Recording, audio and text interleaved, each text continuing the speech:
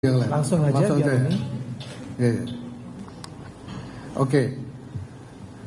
Mengenai ujian nasional ya, ini pertama ini soal kebijakan pemerintah. Ya, dan,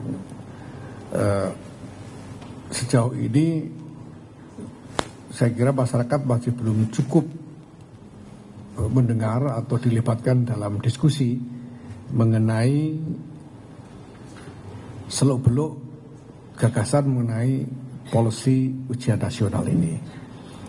Nah, tapi kami memperkirakan bahwa kita ini punya masalah menyangkut integrasi semua sistem yang kita bangun secara domestik ini dengan arena pergulatan internasional. Nah, selama ini kita sudah mendengar berbagai masalah yang terkait dengan standar pendidikan domestik kita ketika dibawa ke lembaga-lembaga pendidikan internasional. Ya. Misalnya lulusan madrasah aliyah kita, yang ini pengalaman NU sendiri ya. Baik madrasah aliyah negeri yang dikelola pemerintah maupun swasta, bahkan yang dikelola oleh NU sendiri, ini ketika mendaftar ke universitas-universitas internasional atau di luar negeri seperti Al-Azhar misalnya, itu kita masih harus kejar standar jasanya gitu. Karena sekolah-sekolah yang kita miliki ini lulusannya ternyata beda-beda gitu. Di sini kita harus buat seleksi dulu supaya kita ketemu dengan kualitas lulusan yang standar, dan ketika dibawa ke sana ternyata di sana juga masih harus disesuaikan dulu. Tidak semuanya bisa langsung masuk ke menjadi mahasiswa di perguruan tinggi internasional itu. Nah, saya kira hal-hal ini mungkin menjadi pertimbangan ketika berpikir tentang perlunya ujian nasional. Sedemikian rupa sehingga sistem pendidikan kita ini lebih terintegrasi dengan sistem pendidikan global yang sekarang berkembang di seluruh dunia. Saya kira itu satu hal yang memang menjadi concern. Ya. Nah, cuma nanti bentuknya seperti apa, nah itu tentu membutuhkan pengolahan lebih lanjut. Ya. Tapi saya kira concernnya legitimate. Dan memang ini satu hal yang harus kita pikirkan. Dan ini menjadi pengalaman NU sendiri ketika kita melakukan engagement dengan berbagai lembaga pendidikan tinggi internasional. Nah, kemudian yang kedua soal UMKM, ya kami sadar bahwa UMKM ini menjadi salah satu arena khidmah yang strategis bagi NU. Kami juga sudah menginisiasi sejumlah hal, antara lain kami membangun jaringan retail ya, yang sekarang juga sudah mulai jalan. Kita mulai dari Jember dan kita akan kembangkan ke berbagai daerah. Kami juga mengembangkan beberapa titik usaha agrobisnis ya, antara lain di Magelang dan di Jawa Timur juga, di Jogja juga ada ya. Nah, apakah ini nanti bisa dilibatkan di dalam program makan siang bergizi itu? Nah, ya tentu kami ingin berkontribusi. Gitu. Kalau memang ada ruang kontribusi di situ, nah kami sekarang sedang menunggu bagaimana konstruksi yang dibangun pemerintah untuk pengelolaan program makan siang ini. Nah, yang sekarang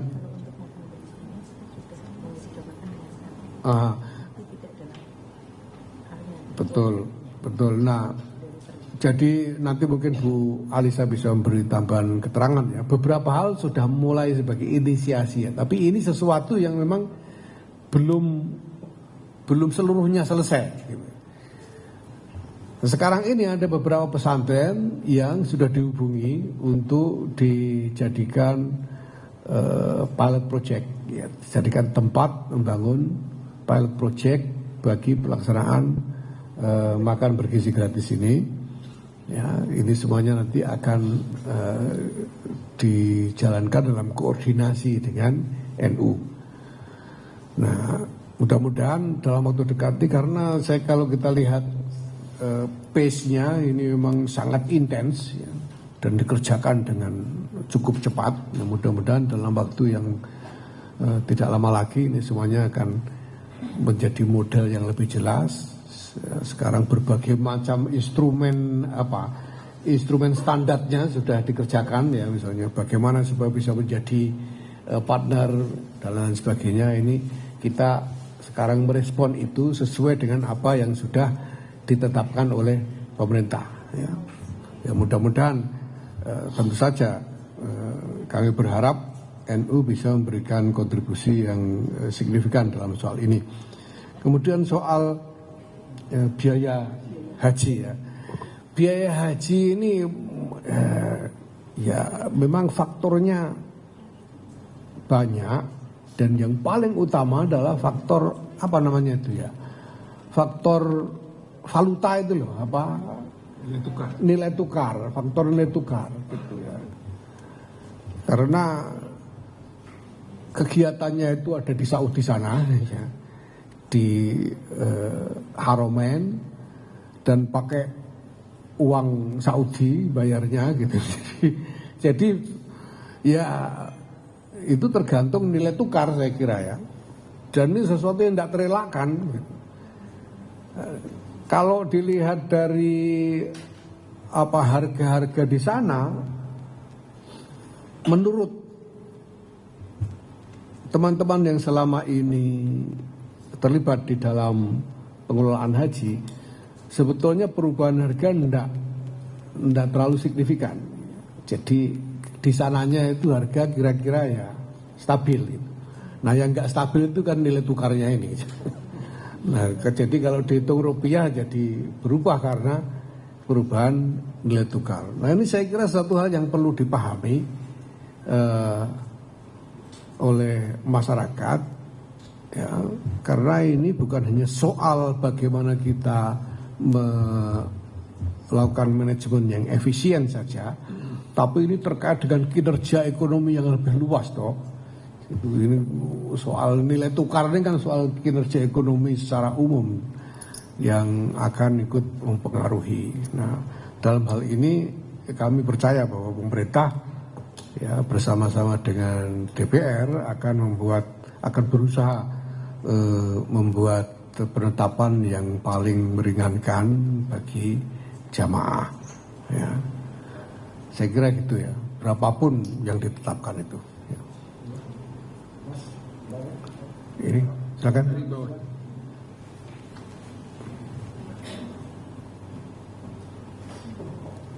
Selamat siang Bu, sama saya Ira dari Pikiran.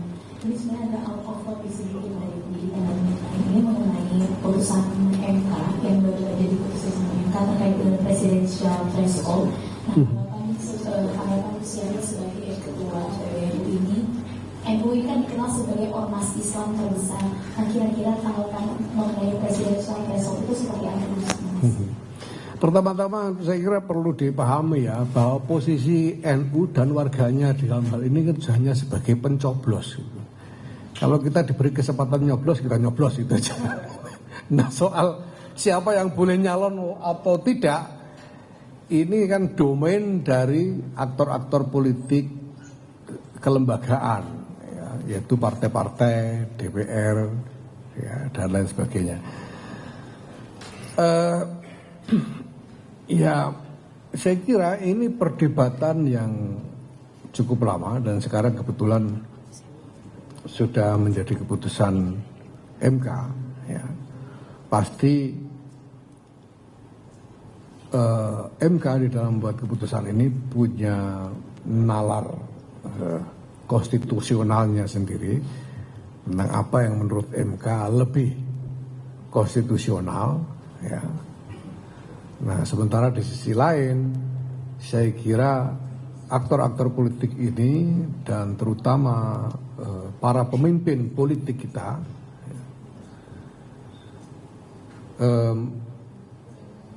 mempunyai visi tentang bagaimana konstruksi politik Indonesia ke depan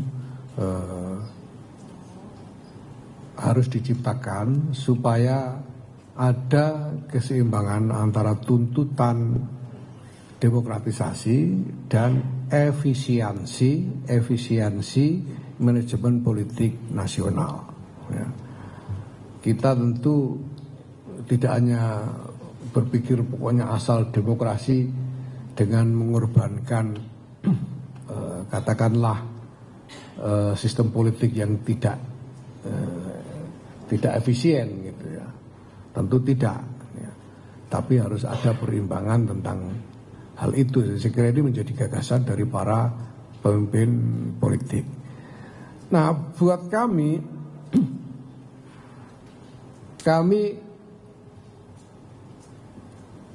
tidak menganggap ini sebagai domain dari NU.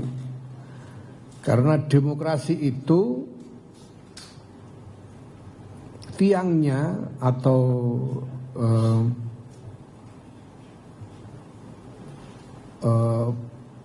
pondasinya adalah partai-partai politik.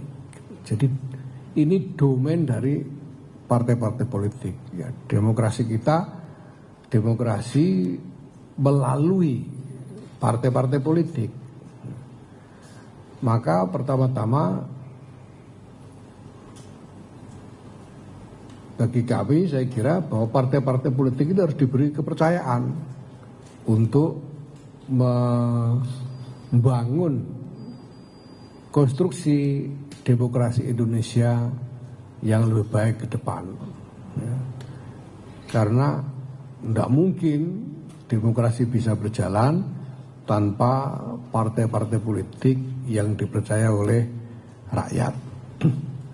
Nah, kita butuh partai politik yang kuat dan kita butuh adanya kepercayaan atau trust dari rakyat kepada partai-partai politik ini sebagai jembatan yang menyambungkan aspirasi dari rakyat ini kepada agregasi politik di tingkat negara dan pemerintahan. Ya, nah sekarang sudah ada keputusan MK seperti itu. Nah, tentu selanjutnya ya tergantung bagaimana lembaga-lembaga politik yang ada, mulai dari partai-partai, DPR, MPR, pemerintah di dalam merespon keputusan MK ini dan sampai kepada bagaimana nanti implementasinya di dalam pelaksanaan pemilu atau pemilihan presiden itu sendiri. Saya kira begitu. Jadi intinya kami tidak ingin masuk ke arena yang bukan menjadi domain kami. Ya. Apa yang bisa kami sampaikan hanya ya pandangan umum yang mungkin memerlukan diskusi yang lebih luas di tingkat publik. Ya. Terima kasih.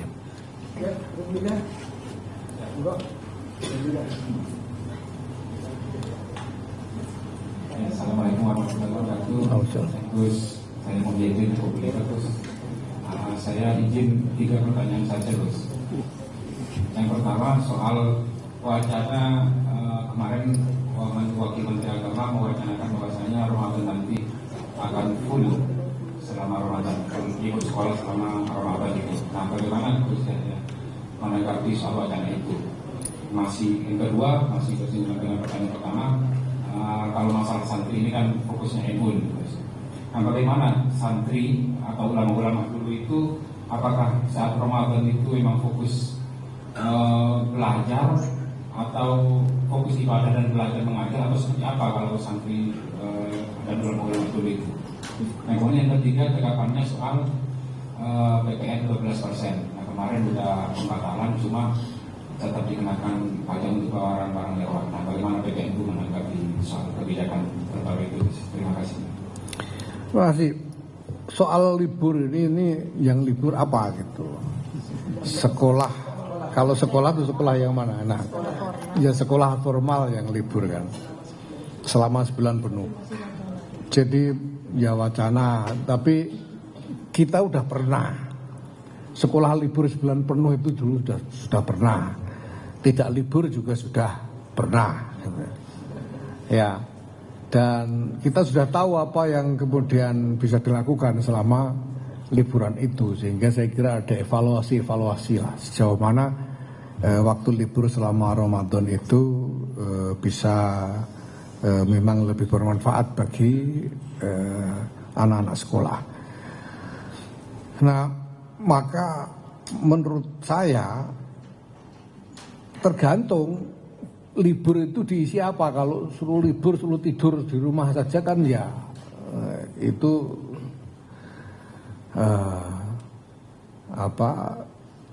tidak seperti itu yang kita inginkan toh. Karena kenyataannya sekolah sambil puasa juga tidak apa-apa. Itu sudah kita coba juga tidak apa-apa. Nah, kalau libur itu selama libur disuruh apa itu masalahnya. Ya. Nah, ini yang saya lihat selama ini belum pernah ketemu model yang bisa diandalkan. Ada dulu pernah dicoba misalnya anak-anak sekolah itu disuruh ikut traweh, lalu minta tanda tangan imamnya, hal begitu untuk supaya beribadah lebih tekun misalnya begitu. Tapi apakah itu model yang juga bisa kita andalkan? Ini tergantung kerangkanya ini kita mau suruh apa anak-anak sekolah ini selama Ramadan itu. Nah, kalau di pesantren itu ya malah Ramadan itu lebih banyak ngajinya daripada di luar Ramadan gitu. Kalau di luar Ramadan itu ngaji paling-paling sehari 3 kali kalau pesantren rasional itu ya. Pada subuh, waktu duha, kemudian habis maghrib atau habis isya. Tapi kalau Ramadan itu sehari bisa 6-7 kali ngajinya itu. Bisa sampai jam 12 malam menjelang sahur baru selesai. Jadi menghabiskan, karena idenya adalah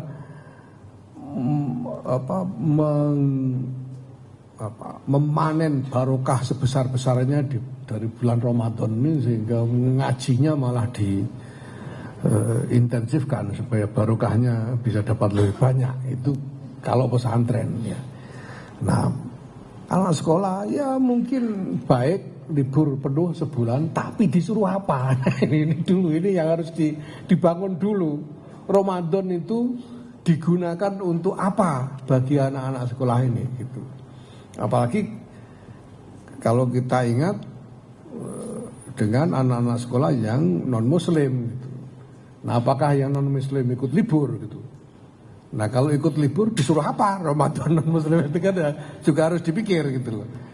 Jadi ini bukan hanya soal libur tidak libur, tapi libur untuk apa gitu. Nah, ini yang harus dibangun modelnya. Sudah pernah dicoba, tapi kami lihat selama ini belum ketemu model yang jelas ya, yang bisa kita andalkan. Dan kemudian soal PPN 12% ya, ini kan undang-undang dibuat beberapa tahun yang lalu ya. Tahun berapa itu undang-undangnya?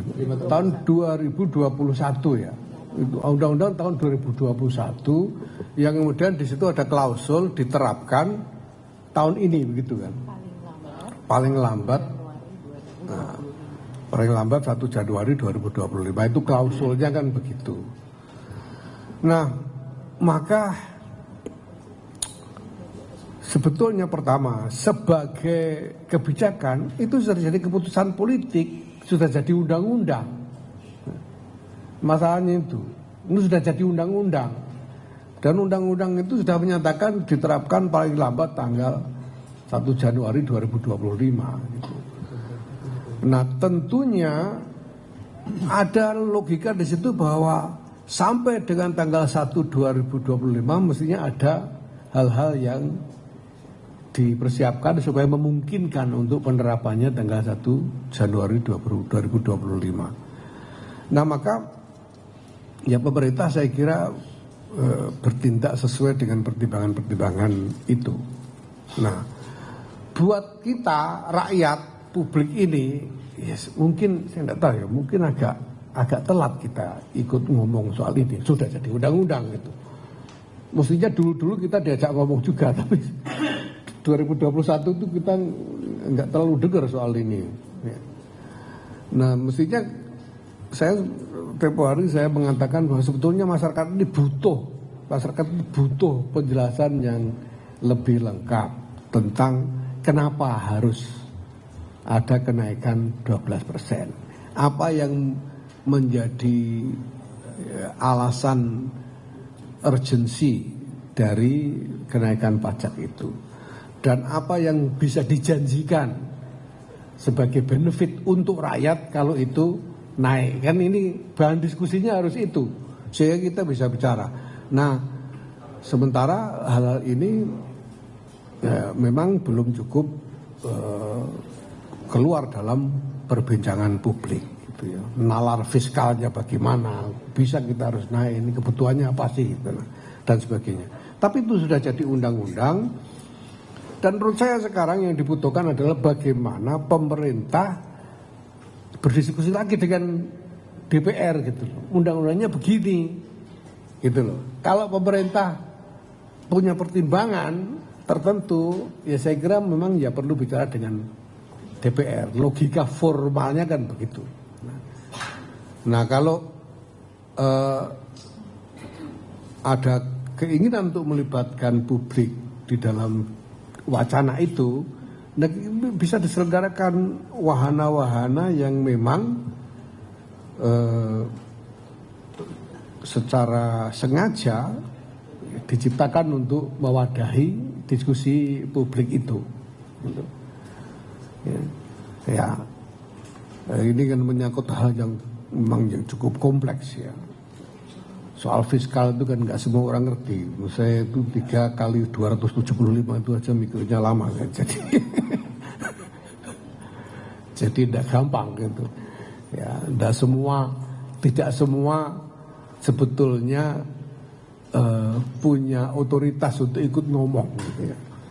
PBNU ini sendiri, apalagi saya sebagai pribadi, PBNU secara kelembagaan ini juga belum punya sebetulnya instrumen yang punya otoritas untuk ikut ngomong soal itu. Maka yang bisa kita lakukan ya mendengar dan kemudian mungkin bertanya untuk minta penjelasan lebih banyak mengenai hal ini. Nah, kemudian yang sudah ya, monggo. Hanya barang-barang mewah saja. Oh, yang ini barang mewah. Ya kalau bisa, ya. Kalau kuat beli barang mewah kan kuat bayar pajaknya, insya Allah ya, masa enggak?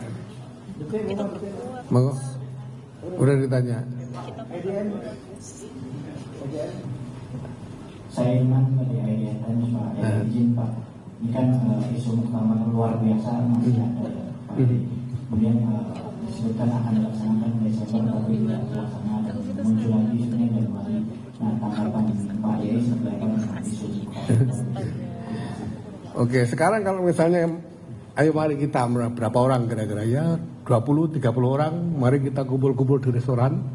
Lalu habis itu kita konferensi pers, kita memuktamar munas luar biasa PDIP misalnya gitu, kira-kira tanggapan DPP PDIP gimana kira-kira?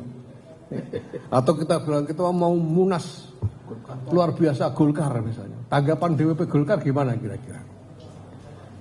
Kalau kita yang kumpul-kumpul loh ini, pengurus enggak, punya kartu anggota enggak, jadi pejabat apapun juga enggak gitu. Jadi kami ya gimana mau, kalau teman-teman tanya kepada pengurus-pengurus NU, ya mereka mikirnya se-Indonesia enggak ada yang mau. Mereka sudah nanya ini siapa sih, itu orang nganggur saya bilang itu. Dan mereka juga enggak ada. Nah kalau memang ada keinginan silahkan bicara ke pengurus-pengurus cabang, yakinkan mereka untuk minta muktamar luar biasa, silakan.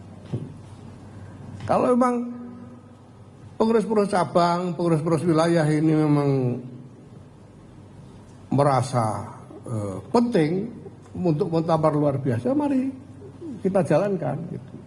Karena itu juga sudah diatur dalam ADRT bahwa muktamar luar biasa itu bisa dilaksanakan apabila diminta oleh lebih 50% pengurus wilayah tingkat provinsi dan pengurus cabang tingkat kabupaten kota, lebih dari 50%. Kalau 50% minta, itu harus dilaksanakan.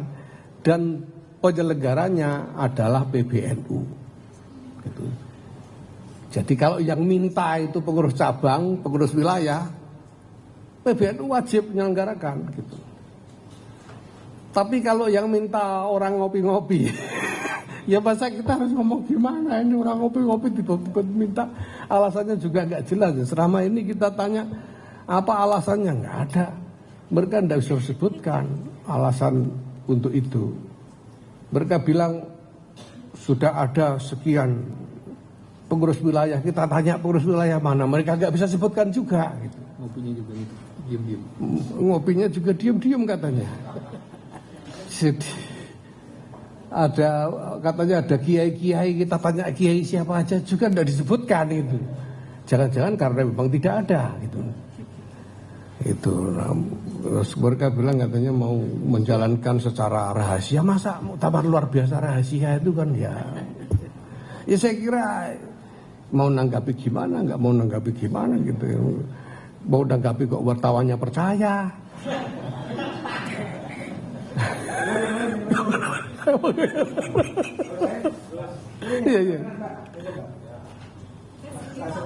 Iya. Langsung.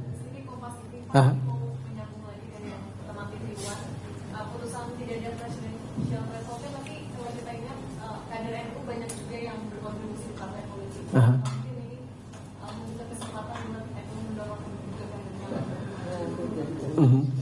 Kedua Pak, posisi arti kan juga ada di nama-nama di Bapak di tahun 2024. Salah satunya ada mantan presiden. Dari PBNU menanggapi gimana masyarakat harus bisa menanggapi itu? Ya, pertama soal threshold tadi itu ya, sekali lagi itu domain partai politik, silakan aja. Bahwa warga NU ada di mana, di semua partai politik ya memang iya. Ya tergantung, kalau dia memang menonjol di partainya masing-masing bisa aja dia jadi calon gitu. Tapi ya jangan sampai tiba-tiba orang bikin partai cuma sekedar mau nyalon gitu kan. Nanti kan kasihan KPU-nya itu, kasihan yang nyoblos juga kalau calonnya kebanyakan. Jadi itu juga perlu dipertimbangkan. Ya silakan saja di proses ya hal ini oleh lembaga-lembaga yang memang berwenang untuk itu, punya otoritas untuk itu, yaitu lembaga-lembaga politik, mulai dari partai politik ke DPR, MPR dan pemerintah. Ya silakan saja. Nah kemudian soal itu ya apa yang terkorup ya, tuduhan terkorup itu ya, ini kan begini banyak. Ini NGO yang wacana yang mereka lontarkan ini dasarnya apa, publik sebetulnya juga tidak terlalu mengerti, dan kita juga tidak tahu apakah ini cukup kredibel atau enggak gitu. Kalau yang menetapkan itu misalnya lembaga tribunal misalnya ya, pengadilan ya, apakah pengadilan internasional atau apa, itu soal lain. Tapi ini NGO ya, saya juga baru ini dengar ada apa OCCRC itu ya, baru kali ini saya dengar gitu ya. Jadi di Belanda itu memang banyak yang begitu. Nah, saya kira sejauh ini ya saya pribadi melihatnya sebagai bagian dari semacam kampanye politik saja, entah untuk tujuan pertarungan apa gitu ya. Tapi kalau kredibilitas kebenarannya saya kira itu masih sangat bisa dipertanyakan apakah itu kredibel atau tidak, karena orang siapa aja bisa bikin lembaga apa aja kemudian membuat kampanye dengan cara yang saya kira semua orang bisa asalkan ada biayanya. Untuk satu isu apa saja itu bisa ya. Dua lagi siapa ya? Itu tadi. Oh ya. Perkenalkan saya dari CNBC Indonesia Pak. Ingin bertanya Pak tentang update terkait ini Pak. Rencana untuk eksplorasi dan produksinya dilakukan kapan? Kita sudah dimulai. Progresnya sudah sejauh apa dan sudah berapa hektar yang sudah dikerjakan? Lalu yang kedua Pak, berapa potensi produksi dan juga apakah ada rencana hilirisasinya? Jika ada sudah sampai mana? Lalu yang ketiga, apakah yang mengelola tambang seluas 26.000 hektar adalah dari pihak perusahaan tambang PBNU? Jika iya, bisa disampaikan strukturnya. Terima kasih. Oke. Ya. Jadi yang sudah keluar sekarang itu adalah WIUPK. Jadi wilayah izin usaha pertambangan khusus, karena ini merupakan kebijakan yang memang khusus diberikan untuk ormas-ormas. Dan kami memang sudah mendapatkan koordinat wilayahnya, itu ada sekitar 25-26 ribu hektar di Kalimantan Timur. Baru itu yang keluar. Nah kemudian masih harus dipersyaratkan macam-macam hal. Dipersyaratkan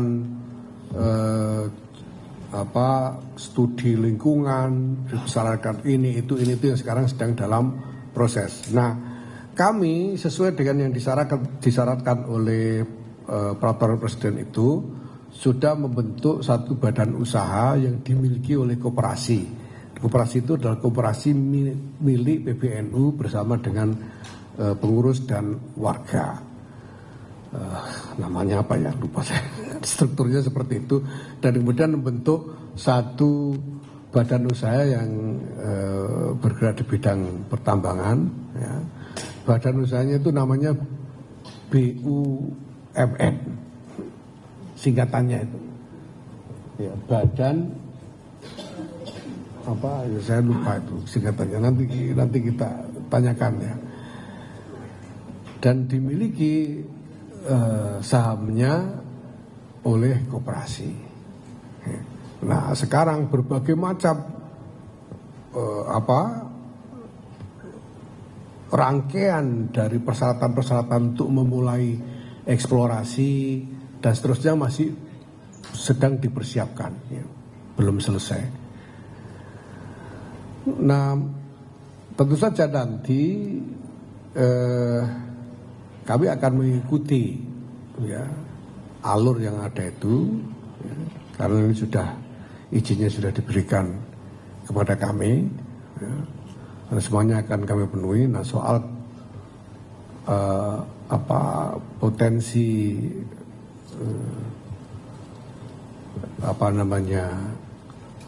batu baranya ya tentu kita harus menunggu hasil eksplorasinya nanti karena belum ya.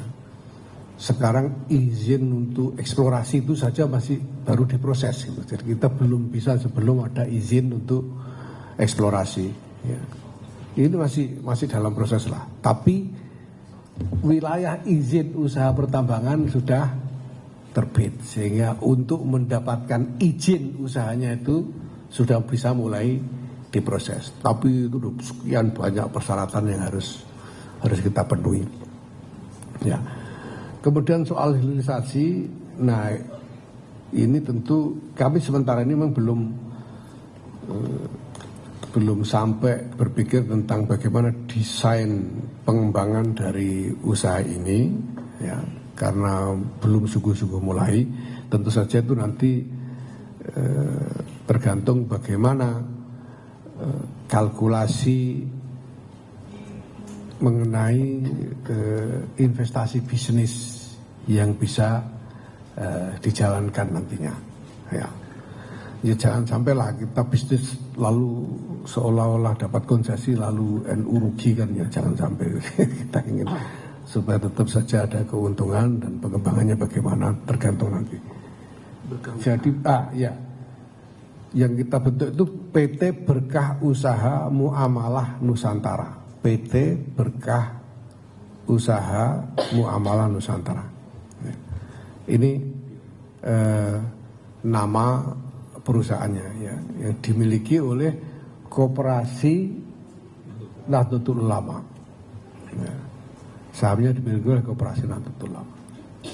Saya kira itu untuk tambangnya. Gus, mau menanyakan menyambung tentang tambang, bagaimana komitmen PBNU dalam tanggung jawab lingkungan ke depannya gitu ya. Karena kita juga tahu ketika tambang itu ada reklamasi gitu, dan biayanya juga sejauh saya itu cukup tinggi, dan penanggung jawab yang harus melakukan reklamasi adalah pemegang IUP. Itu bagaimana dan reklamasinya jenis yang seperti apa? Barangkali udah ada pembahasan. Mungkin itu Gus. Makasih. Dari kompas.com. Oke. Ya, pemerintah sebetulnya sudah punya aturan tentang itu. Jadi memang sebelum mulai itu kami diwajibkan menyetor uang jaminan reklamasi yang jumlahnya memang besar, dan itu berarti kami harus mencari investor. Kami harus mencari investor yang yang bisa membantu kami untuk pendanaan itu nantinya ya. Nah, reklamasi itu akan dilakukan. Jadi ini uang bukan artinya bukan hilang buat pemerintah ya, tapi nanti reklamasi itu akan dilakukan dengan menggunakan dana yang sudah disetor itu gitu. Nah tentu itu nanti secara otomatis harus dijalankan. Kalau tidak dijalankan ya itu jadi masalah hukum saya kira ya. Jadi memang ada kewajiban untuk itu, dan tidak mungkin tidak dijalankan sebetulnya ya, memang harus dijalankan saya kira.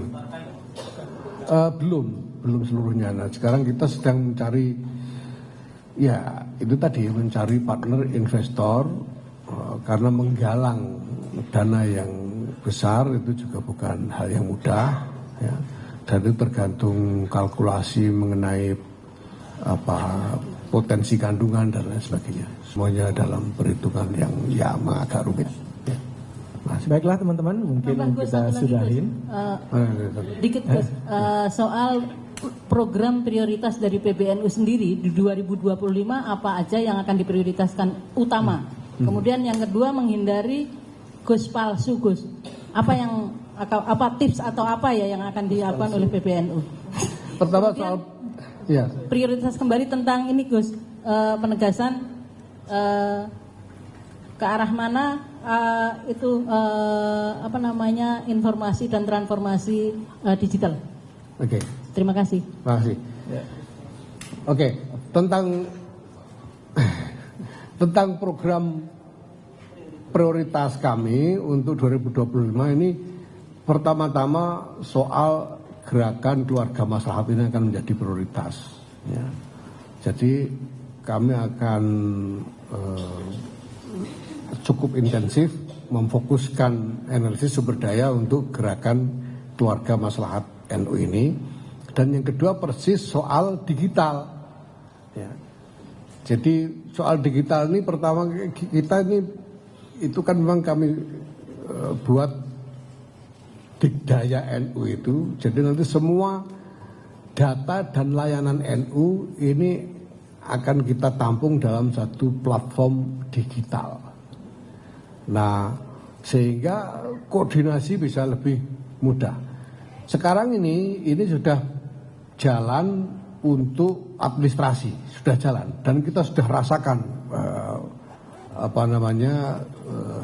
faedahnya. Segala sesuatunya menjadi jauh lebih efisien, proses menjadi jauh lebih cepat dan seterusnya. Dan sudah sampai mulai dari PBNU sampai ke tingkat cabang, ke kabupaten kota. Ini alhamdulillah. Nah, ke depan layanan-layanan ini sekarang sudah ada soal kaderisasi, sudah ada platform yang di-create. GKM NU juga sudah mengkreasi platform digitalnya sendiri. Ini semua nanti akan kita integrasikan di dalam satu platform digital besar gitu ya. Nah, itu akan menjadi prioritas kami tahun 2025 ini. Kita harapkan akhir 2025 ini GKM-NU ini sudah merata pembentukan satgasnya di seluruh Indonesia dan juga program-programnya juga merata ya, untuk keluarga-keluarga di seluruh Indonesia. Dan perlu dicatat bahwa objek atau sasaran dari program GKM-NU ini tidak khusus warga NU saja. Ini kita desain sebagai layanan inklusif, layanan untuk semua masyarakat. Jadi yang mau ikut itu enggak ditanya NU apa enggak gitu. Pokoknya kalau mau ikut ya ikut saja gitu. Ditanya agamanya juga enggak gitu. Pokoknya ini untuk umum lah, sebagai layanan NU untuk masyarakat secara umum. Kemudian untuk Gus palsu itu iya, selama ini tuh belum pernah ada mereknya Gus itu memang. Jadi kita mau bilang palsu ndak palsu itu juga susah. Menurut saya ya ini soal soal masyarakat aja lah gitu. Soal masyarakatnya. Kalau ngomong sarjana palsu misalnya kan kita bisa nanya ijazah dan lain-lain itu ya. Tapi kalau Gus asli itu tidak ada ijazahnya, Bu. Jadi kita juga nggak bisa ngomong apa-apa, ya. Silakan aja. Kalau ada orang bilang Gus itu harus anaknya kiai, ya kiai itu kan macam-macam. Kiai itu ada kiai besar, ada kiai kecil,